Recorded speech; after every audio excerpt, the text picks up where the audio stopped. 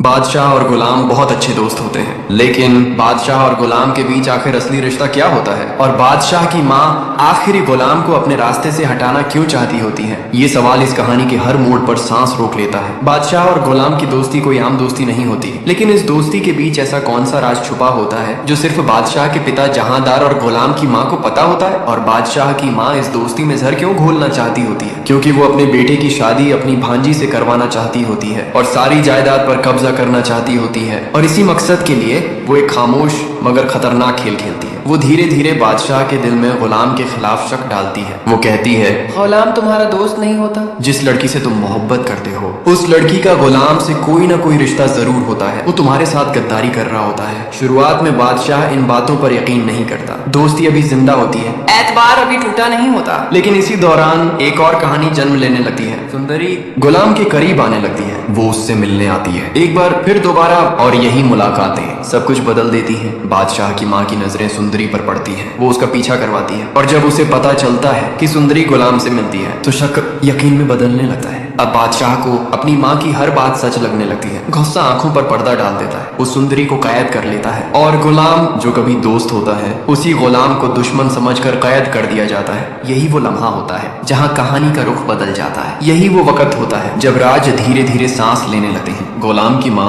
जो सदियों से हवेली के एक कोने में खामोश बैठी होती है, जब उसे पता चलता है कि बादशाह ने उसके बेटे को कैद कर रखा होता है तो वो खामोश नहीं रह पाती। वो अपने शौहर जहांदार के सामने खड़ी होती है और कहती है, मैं आपकी बीवी होती हूँ, गुलाम भी आपका ही बेटा होता है। अब ये राज और नहीं छुपाया जा सकता। वो इल्तिजा करती है कि सच सामने लाया जाए ताकि बादशाह जुल्म न करे, ताकि गुलाम को भी आजादी के साथ जीने का हक मिल सके। लेकिन सवाल ये होता है, क्या ये राज वक्त पर खुल पाता है या बहुत देर हो चुकी होती है? जैसे ही बादशाह को यह सच्चाई पता चलती है कि गुलाम उसी के पिता का बेटा है, उसी पल उसके हाथों से सारे हथियार गिर जाते हैं। उसकी आंखों में घमंड नहीं, सिर्फ पछतावा होता है। वह खुद से पूछता है कि वह अपने ही भाई के साथ यह सब कैसे करता रहा। लेकिन उसी समय उसकी माँ उसके कानों में जहर घोलती है। वह उसे समझाती है कि अगर गुलाम रास्ते से हट गया तो बादशाह अकेला पूरी जायदाद का मालिक बनेगा, अकेला राज करेगा, अकेला हुक्म चलाएगा। मगर इस बार बादशाह नहीं बहता। वह गुलाम को अपने सामने बुलाता है, उसके सामने सिर झुकाता है और कहता है, अगर मुझे पहले मालूम होता कि हम एक ही पिता के बेटे हैं